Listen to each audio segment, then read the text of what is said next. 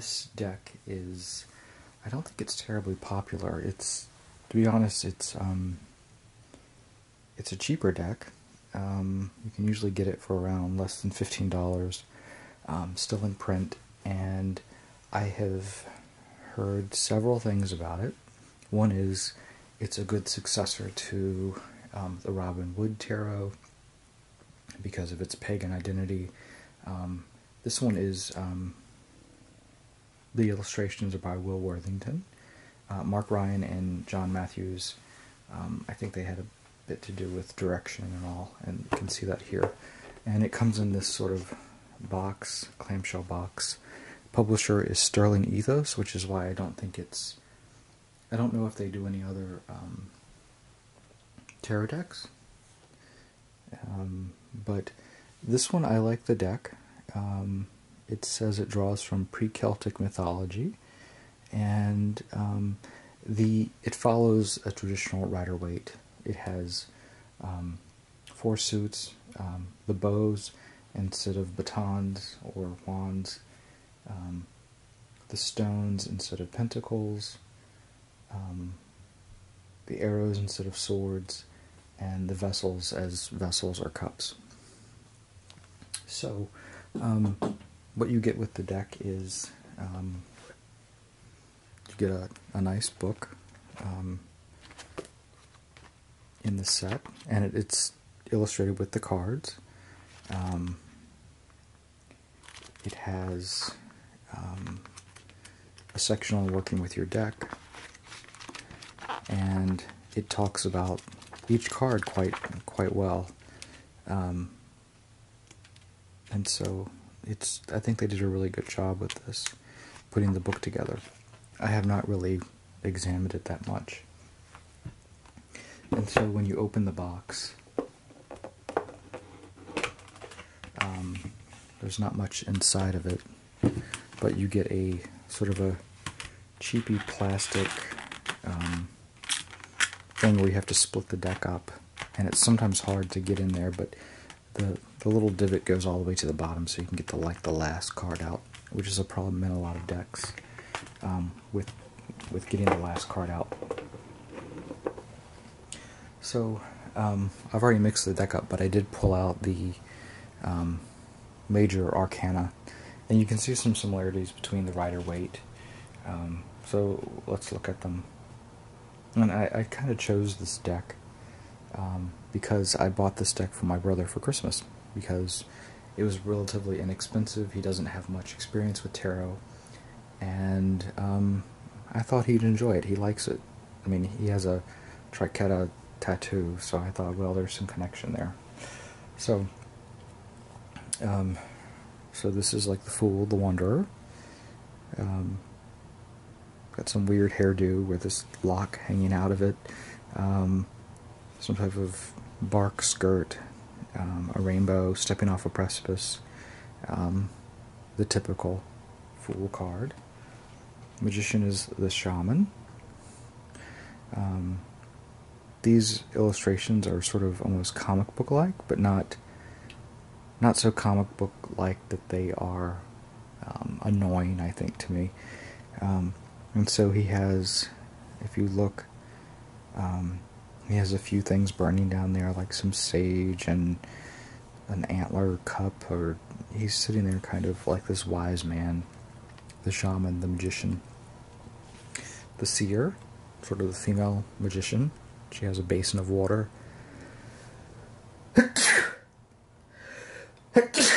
I'm sorry for that. It's that time of year, and it doesn't make much to make me sneeze. This is sort of a Galadriel character, I guess. She sort of has this cape on, and she has a bowl in front of her that she can sort of see into the past and the future. The Green Woman I have actually never heard of. The Green Man, yes, but not the Green Woman. She has some creatures here. The belly looks like an apple. It's pure white on the inside of the bowl, which is interesting. And then the Green Man, which of course, you know, most people are more familiar with.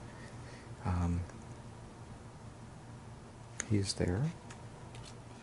The ancestor.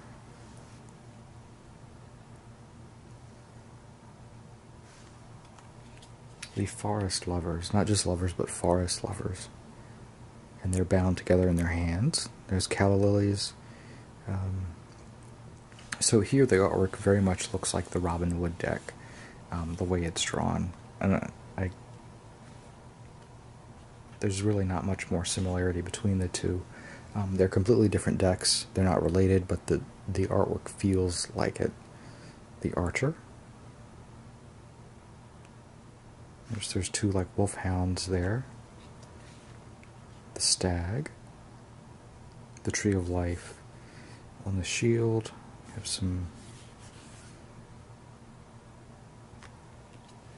The Hooded Man, the Hermit. This is on the cover of the book, and it's kind of hard to tell on the card, but there's actually like, the robe has hollies and berries on it, and there's like a Christmassy type wreath there, snowed in. It's funny that on the book itself, it looks like it's a little brighter, I think, and you can see more detail there. So I think these cards have a lot of detail. The Wheel, and there's a loom. We got the sun and the moon at the top. The Woodward.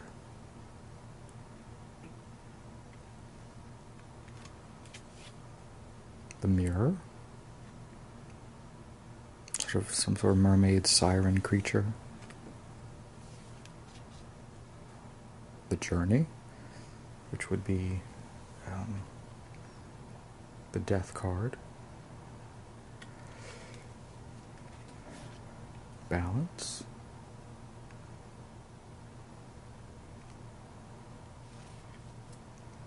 The Guardian.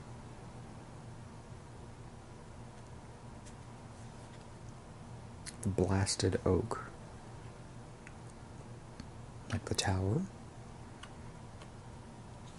The Star becomes the Pole Star.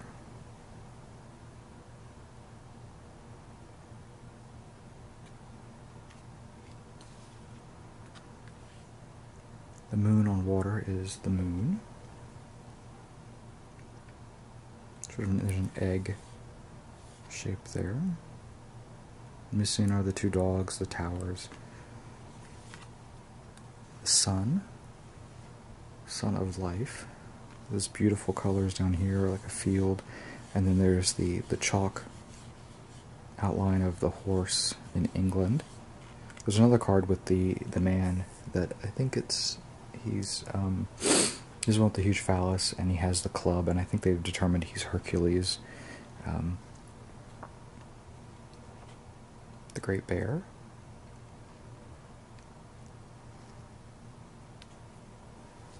The World Tree. It has the labyrinth there. And seasons of the tree. We have winter, spring, summer, fall, all in one tree. Gnarled roots and a door at the bottom of the tree. So let's pick out... I'm sorry these are all mixed up, but we can look at them. And I'll see if there's anything that sticks out with me.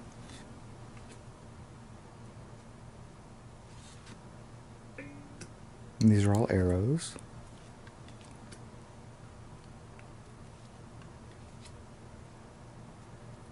The one thing on the card is it tells you sort of a little bit about the card, whether it's an animal associated with it or some sort of other thing. It's really up to what the card is. Like this one, the hawk, or this one, frustration. It's not goat, it's frustration. Swan. I mean, the colors, the cards are drawn very, very well. The Kingfisher. Dedication. Three of of Swords, Three of Arrows always has that heart there. That says jealousy, insecurity, the breath of life. But those are the arrows.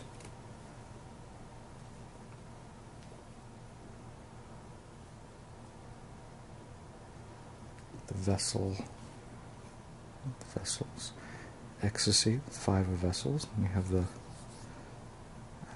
pentagram there. Otter. I mean, that's a really nice card. I mean, the way it's drawn, simple, nothing too many. You have a willow in the background. Joy, the 3 of Cups. Happiness.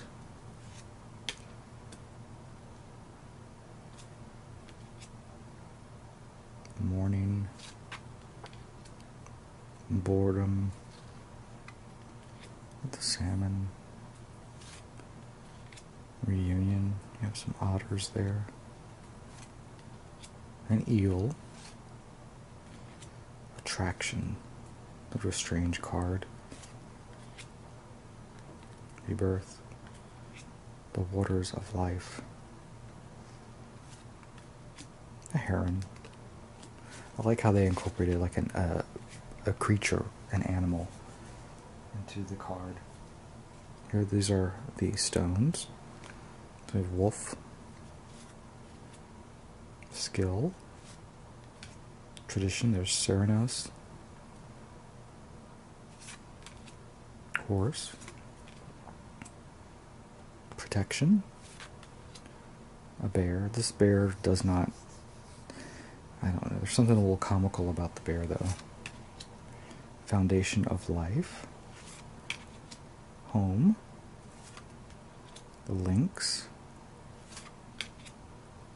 Healing. Challenge. Exploitation. Beehives are sort of all messed up, fire raging in the background. Endurance. Creativity. Person sort of melting into the roots of the tree.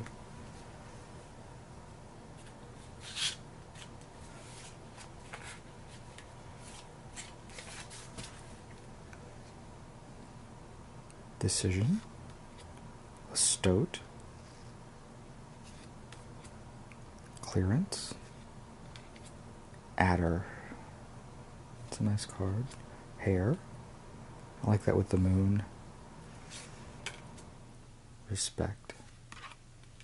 Spark of life. Fire. Fox. With foxglove in the background. Celebration. Abundance. Hearthfire. People smiling. Camaraderie. Fulfillment. There's a catechus. Responsibility. Empowerment. So there's the other chalk figure. The one that's Hercules with the phallus. The one that's in chalk in England. Here's the bow, the staff, the club. So that's the deck. 78 cards, like a typical tarot. And so it's an easy deck to read with because of the, it tells you sort of what the card is, or you get a good feeling about it. Some of the cards, like the animal cards, I guess you'd have to think about, what does the animal represent? What is its nature? What does it do? Stuff like that. But this, it's a good deck, especially for someone who isn't that crazy about tarot. And so, if you don't want to spend a lot of money for someone, or you just want to try a different deck than you're used to, it's a good deck. And I like the artwork is very nice. I think they did a really good job. I'm going to put it back in the box. There. I did get one new deck for Christmas, which I was excited about.